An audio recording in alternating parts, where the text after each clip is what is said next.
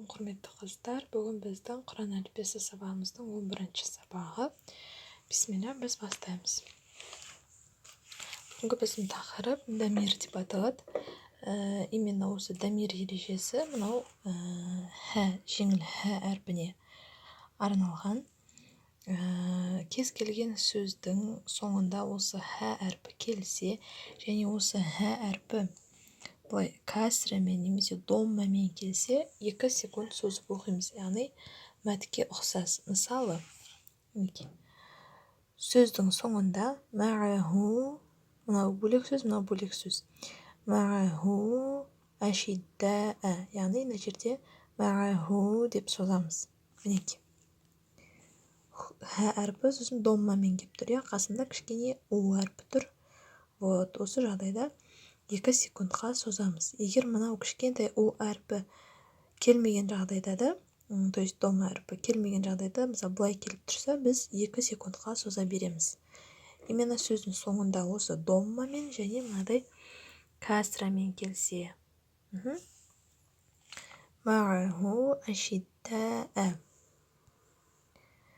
джағалаху дәккән, қаумуху қала, расулуху валлазина раббуху бикалиматин ахладаху калла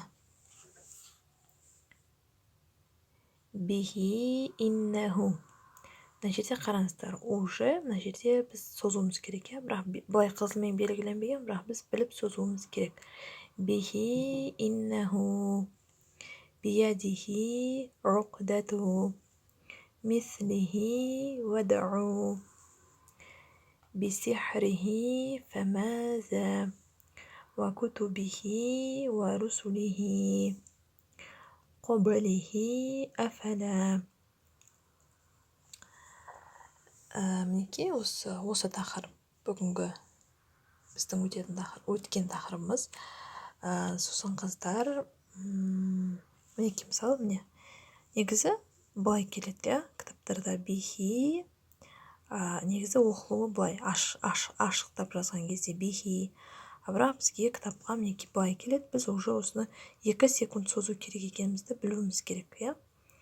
Фатхамен келмейді, тек доммамен және кәсрамен.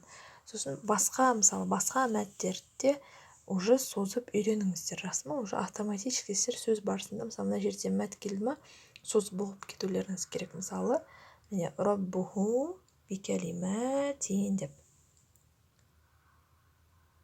Үй жұмысына осыны оқу, жалпы осы дамирді түсіну, иншалла.